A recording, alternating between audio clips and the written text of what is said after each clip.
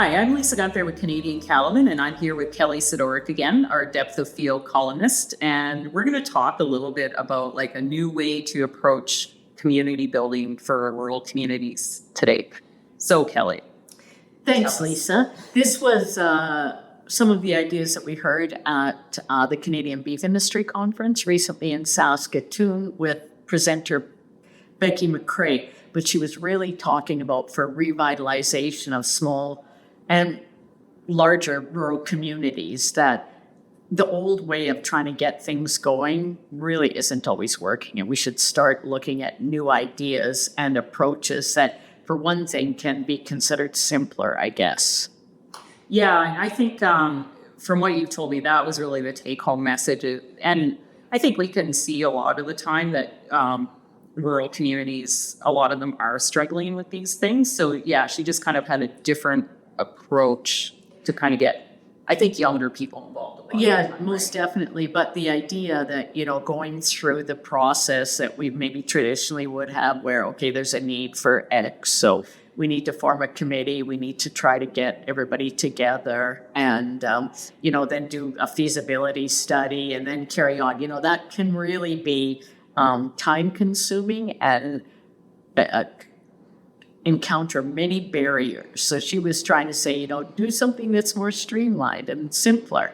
One of the examples she said was, there was a community that was really wanting to have a microbrewery, but instead of trying to figure out different ways, first step was, let's start a home brewers group. And so from that, trying to set the environment and the tone where those people could gather and learn and share. And I guess, it goes back to the idea of actually starting a movement. And from that, different things will emerge in the economic development arena. Right. So I could see maybe a microbrewery sounds like a super amazing idea, but are people actually going to be interested enough to do it once you get to the end of that process? Exactly. Right? So, do you have the people in your community that are already, down that pathway, So there's a lot of testing, I guess you will, sort of informal feasibility study by starting a group and seeing where that can go. Yeah, and it's much lower risk. Much lower risk and commitment, Just even, some of the ideas that were really to keep it simple. And, the ideas don't have to always be grandiose. And Becky talked about the small community with the teenagers that didn't have a movie theater. And, how can they achieve that? Well, that's a pretty lofty aspiration, building a movie theater, right? But then they came together and they had some ideas and some energy and ended up doing a pop-up screening, if you will, or movie viewing in a gym somewhere. So realizing that there is a bunch of different ways that we can achieve some of these goals. As we've talked, maybe that's a shift in perspective that we need for some of our farm and ranch teams too. There's different ways that we can accomplish some of these things, and what could that be?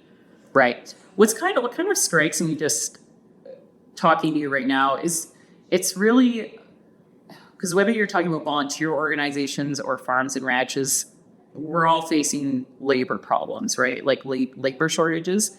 And maybe that's partly why this works, is because it is more efficient, because you're not spending a whole bunch of time striking a committee, going through all the bureaucratic stuff. You're just kind of getting right to the goal. Exactly, right? Exactly. And also, if you can use the unique energies of the skill sets and interests that are on your team, that somebody really is, loves the idea of having a pastured poultry enterprise for whatever it might be, something like that you can, that's, fairly low risk and involvement and, just trying to do a small trial, if you will, to see where that can go.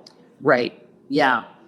I think there was like another example as well related to the sort of like the classic town cleanup day, right? Yes, yeah. So the idea that in the one particular community, there was really a need for banding together and figuring out and getting some more, cleaning projects really going on. And then one of the entrepreneurs just said, you know what, I'm just going to do that on my own.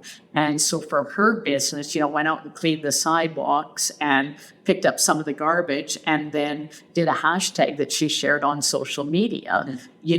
Obviously coming up with a clever hashtag helps, but linking in the community. So pretty soon other businesses were doing the same thing and banding together. So again, it didn't have to be a big day of doing it, but each people, as they could participate with their own resources and time, got on the bandwagon, so to speak. Yeah, you can really see something like that working versus trying to find a day that works for enough people to actually do the big town cleanup, which, I mean, those are great. I participated in that. There's sort of a community building aspect beyond just picking up garbage, right? Mm-hmm. But you can see how that would really work well too. And, some of her ideas too, that just, I think that keeping in mind some of those aspects is, of the community building aspect of what can make that more enjoyable. Well, obviously, in many of our communities, something that's super family friendly. The kids can come, right? Have a hot dog roast at the end or something that, it's not just a bunch of drudgery, but how can we make this fun and enjoyable as well? Right. Yeah. You mean people consider picking up garbage drudgery?